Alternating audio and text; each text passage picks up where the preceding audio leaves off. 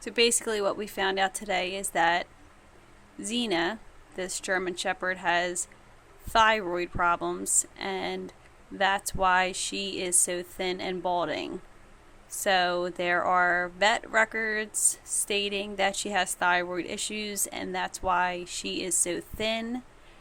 And the thing that concerns me the most is that if a dog does have thyroid issues, that water bowl, yet again, should be filled. There is some shade provided, but I don't know if the heat itself is, you know, tolerable for a dog that has thyroid issues to be out all this time. So we're actually just checking to see how long a dog with thyroid issues is allowed to stay out in the heat for, because obviously she's been out since 9:05 in the heat. Maybe she doesn't prefer the shade, or is that the other dog? I don't know. I think there's two of them now. So I think maybe they're just used to being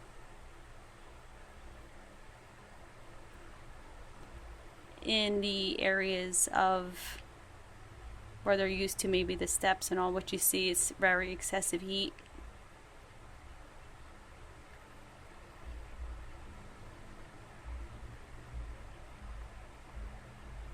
The sun is literally beating right on her when she sits there.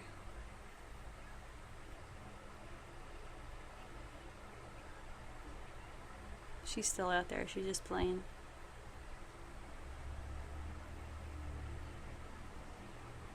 My phone can only hold up to 11 to 12 minutes. So let's see actually how long she's out there for.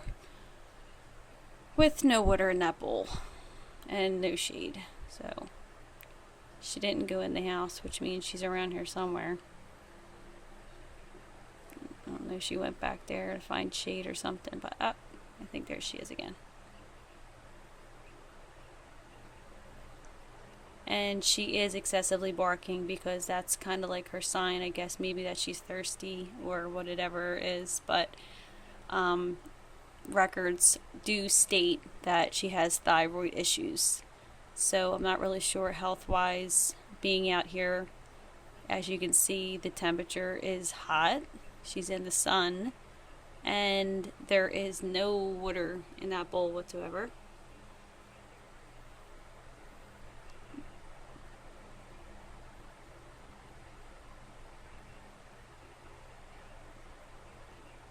So for a veterinarian's opinion, I'd like to know how long a dog with thyroid issues with proven records is allowed to stay in the heat. So regardless if there is a tent and a gazebo, that's still not going to provide them the type of shelter that they need in the heat. So we're now going on from 9 o'clock to almost 10:30, and I can only hold up to about 11 minutes. So we're going to continue to see how long she sits out here for.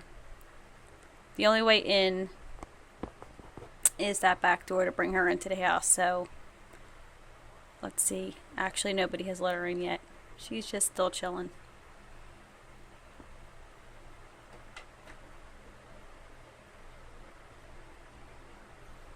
So what type of things do you do with a dog that has thyroid issues? I would assume that you would try to give them water a little bit more often, knowing that they are sick and ill.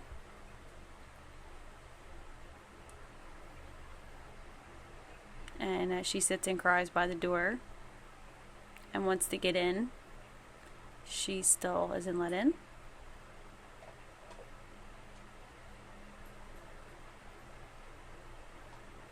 And we're moving almost into 11 o'clock. We're up to 6 minutes on my phone, so I can't really stay on too long. She does go to try to find shelter in other areas of the yard to get shade, but she's back. That seems to be her spot to go back in, as she sits there and barks and barks and barks and barks and barks. Now we're moving into 11 o'clock.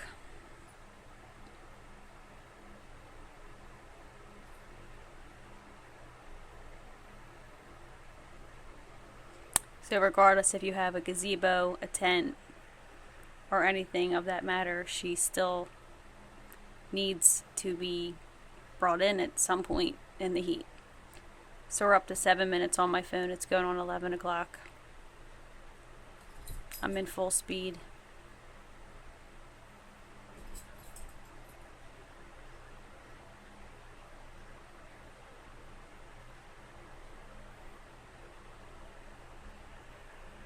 I guess she's playing in the yard somewhere. Hopefully she's hiding under that tent.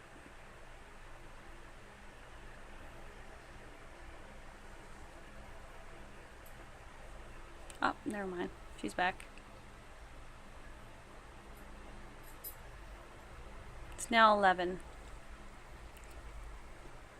What is the diagnosis for a dog with thyroid issues? I'm not quite sure.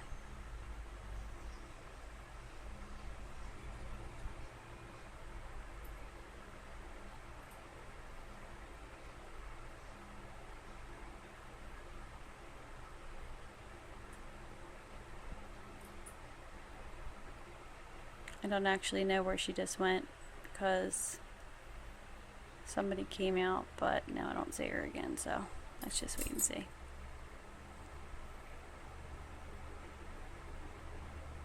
Oh, okay. The kids are playing.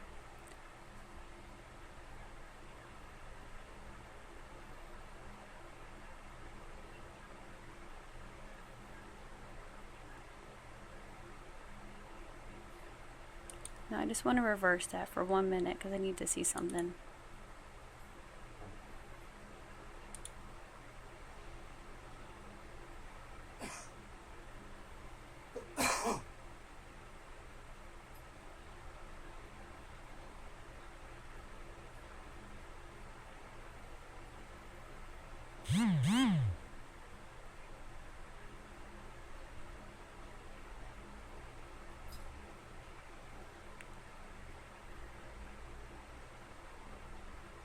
Okay, now, where are we? How did I get all the way back here? 9:38. It's 10:41, almost 11. 11:03.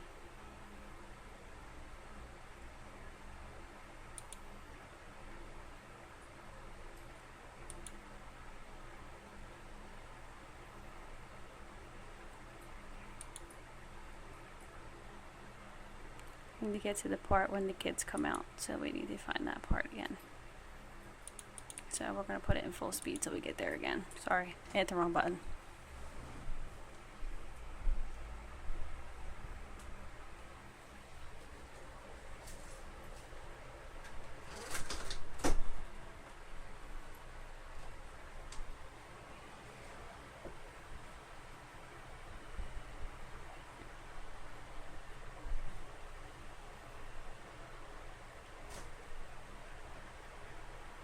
Remember, 9:05 she was out. Thyroid problems. I believe that is part 1. We're going to move into part 2.